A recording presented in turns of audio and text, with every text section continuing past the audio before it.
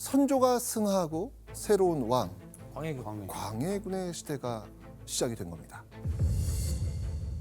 그리고 광해군이 즉위한 지 2년째 되던 1610년 12월 허균은요 상상도 못한 명을 받게 됩니다. 죄인 허균을 함열현으로 귀양 보냈다. 진짜요? 죄인 허균? 아, 왜 자꾸 너무 안 좋아진다. 왜 그러지? 허균이 이번엔 유배형을 받게 된 겁니다. 아이고야, 대체 이게 어떻게 된 일일까요? 자, 허균이 유배형을 받기 2개월 전으로 좀 시간을 돌려서요. 1610년 10월로 한번 가보겠습니다. 이때 왕실에 경사가 많아요. 그래서 뭐 특별 과거 즉 이제 별시를 치르게 되는데 허균은요 전시 대독관이라고 하는 시험관을 보조하는 임시 관직을 맡게 됩니다. 그런데 그 시험에서 허균이 권력을 남용해 가족을 합격시켰다는 소문이 일파만파 퍼집니다. 아이고야. 그러면 안 되죠. 그럴 사람이 아닌데. 자, 그런데요. 이 유배를 가게 된 허균은요. 내내 한숨만 쉽니다. 도영 씨 왜 그랬을까요? 억울해서 그런 거 아니에요? 네, 너무 억울하다.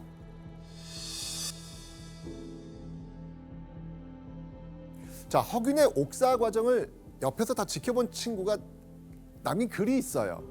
자, 그거를 우리 안혜상 배우님께서 한번 읽어봐 주시죠.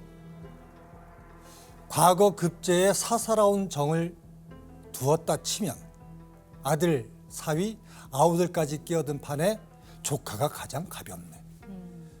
홀로 허균으로 하여금 이 죄를 뒤집어 쓰게 하니 세상에서 바른 길이 참으로 행해지기 어렵구나. 사실 이 시험에 시험관들의 가족 지인이 많이 응시하긴 했어요. 거기에는 허균의 조카 사위도 있었어요. 아니, 이러면 오해받죠. 그게 소문이 났고 과거 비리라는 비난이 일어난 겁니다. 근데 허균 친구가 이게 보기에 허균 혼자 그 비리의 죄를 다 뒤집어 썼으니까 안타깝다는 거예요. 아, 안혜상 선배님 이거 허균 입장에서는 너무 억울했겠는데요?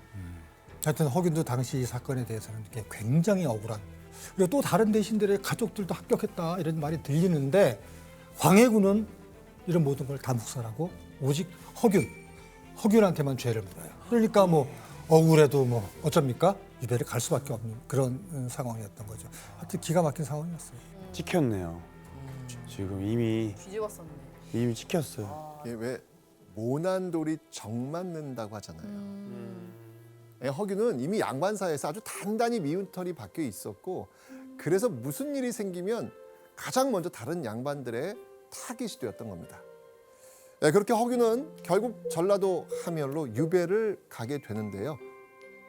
유배를 간 지 1년 만인 1611년 봄. 허균은요. 이걸 세상에 내놓습니다. 성소 부부고. 자, 성소는요 허균의 호예요. 호.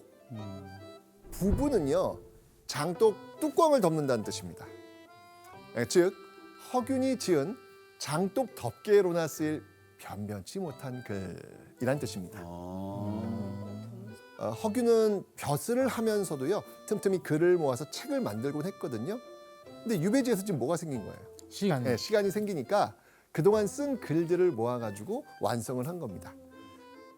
아마도 당시 문집을 읽었을 그 허균의 지인들은요, 야, 이 허균의 그 글솜씨 아마 감탄을 했을 겁니다. 자, 그런데 어느 대목에서 허균의 지인들은요 깜짝 놀라고 맙니다. 자, 이런 제목의 글이 적혀 있었거든요. 유제론 호민론. 이 유제론과 호민론은 당시로서는 상당히 파격적인 그런 글 내용이었습니다. 일단 유제론은 인재를 어떻게 쓸 것인가에 관한 그런 책이에요. 신분의 귀천을 막론하고 서얼이라도 능력이 있으면 발탁해서 잘 키워서 써야 한다. 이런 내용을 담고 있는 거죠. 당시에는 받아들이기 힘든 파격적인 그런 것. 맞아요.